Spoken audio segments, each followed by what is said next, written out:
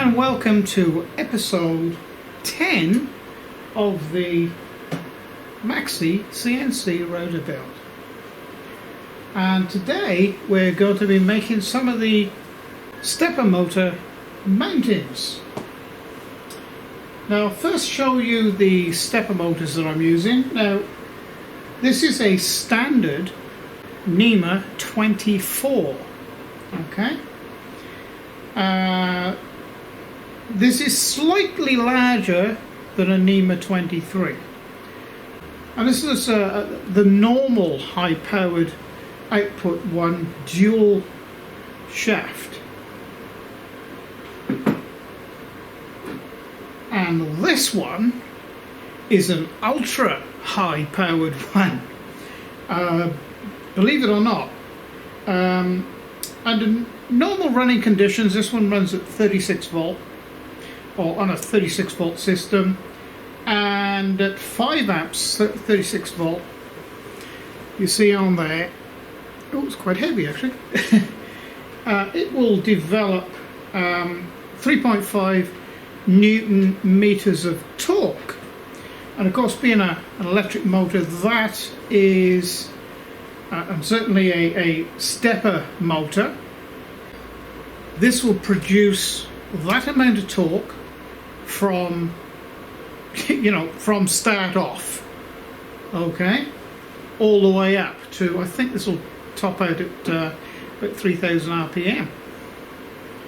So that is the torque available right through the range. And you can see that, look at the size of the shaft. Okay, it's a D-shaped shaft to take the extra torque. Now this will do the same work as a small NEMA 34. And of course, NEMA 34, the output shaft is 1/2 inch. And, it's just overkill for a CNC router of this size. These will more than man enough to do anything this size rotor would require. So what I'm doing today is a fairly simple setup to house these. Now, all we need to do is make bracketry to support these, okay, and all the bracketry needs to do is hold it the right distance out, okay, and it's under a twisting motion. Nothing else. So it needs to be just a heavy duty enough bracketry then to cope with that. So what I'm going to do is, on the X, I've cut material here. This is 6mm thick, good grade aluminium, the same sort of grade as they used to do aircraft frames with.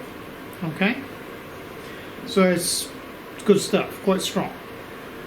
So this is going to be set up on the top that way around, backwards, and then I'm going to cut a slice out of this, which is the same material, and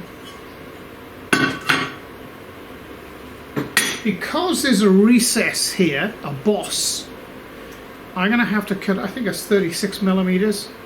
I'm going to have to cut a boss out, or a receiving hole then, 36mm in here. Of course, it's going to be mounted up that way. So I'm just going to take a slice out of this, and that way as well. So it'll probably make 2, which will then mount on this bracket here. We've got 12mm of, actually that'll be that way, right? There's 12mm of aluminium here. It's not going to flex, it's not going to do anything, but bear in mind it's under a twisting motion like this, and this is, I've used it before in similar circumstances, and it's been absolutely fine.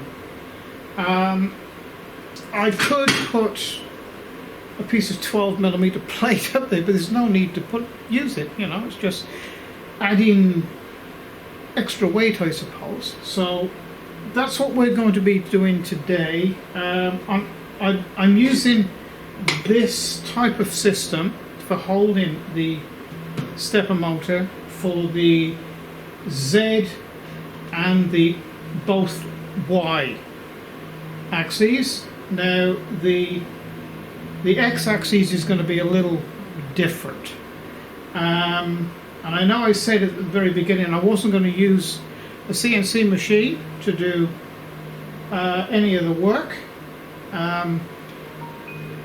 but on this occasion I just want to do a fancy little bracket to go on the end there, and I'm going to use my little mini mill over there just to cut a nice bracket out. Simple bracket, but a nice bracket, just to say, oh, you know, there is one CNC pad on here. So okay, so we'll get on with that.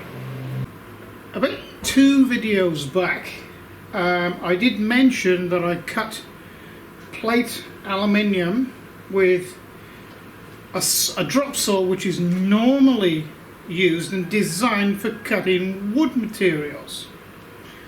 However, it is possible to cut through aluminium plate.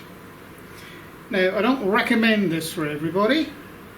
You've really got to be careful, and you must have the right type of equipment to do it.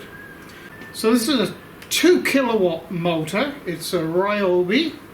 So it's, you know, not top of the range sort of model. It's a sort of a decent handyman tool. I'm using a DeWalt portable bench, drop saw bench, which I find is probably the best on the market.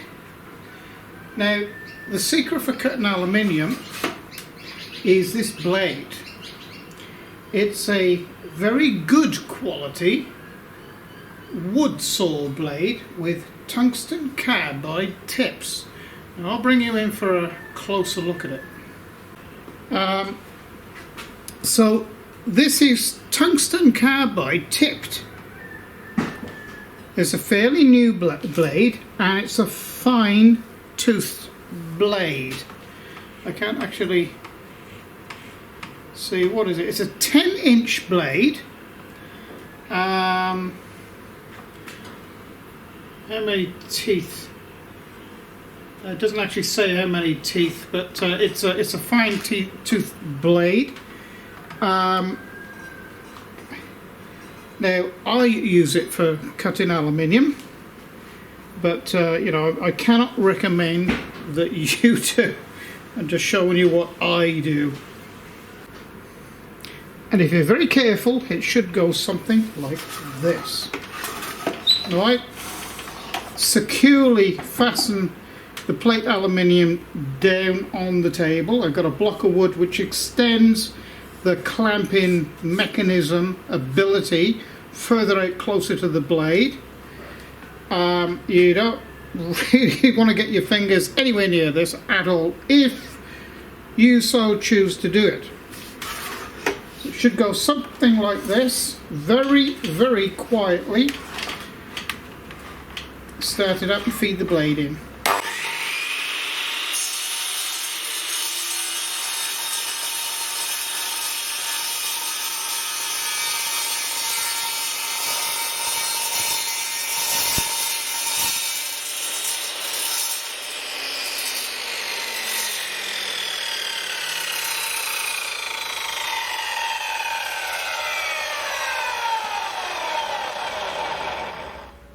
Don't lift the blade up out of the cut until it's stopped. And it gives you a perfect cut. So the secret behind it is clamp it down firmly, then take the cut very slowly through, and do not bring the blade back out of the cut until it's stopped turning.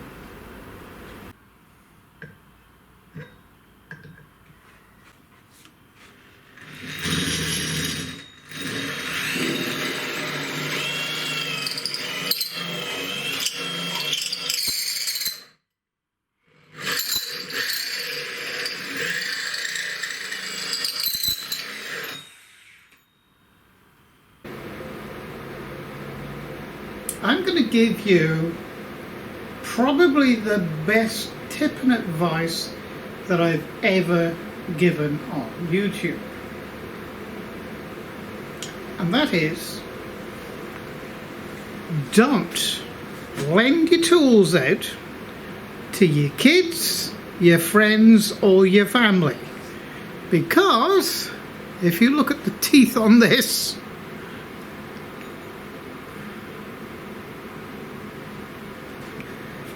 not very good, is it?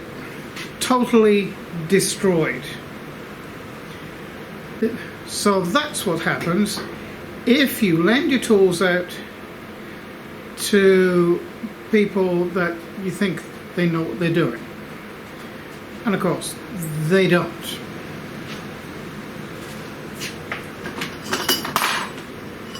And the result is rather a nasty mess.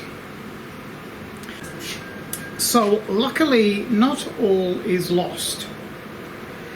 Now, I'm going to go against the grain here a little. I did intend to make this CNC router just with powered hand tools, but now that's impossible because it's time of day on the weekend now where the shops where I could buy another one of those from is closed, or would be closed by the time I got there.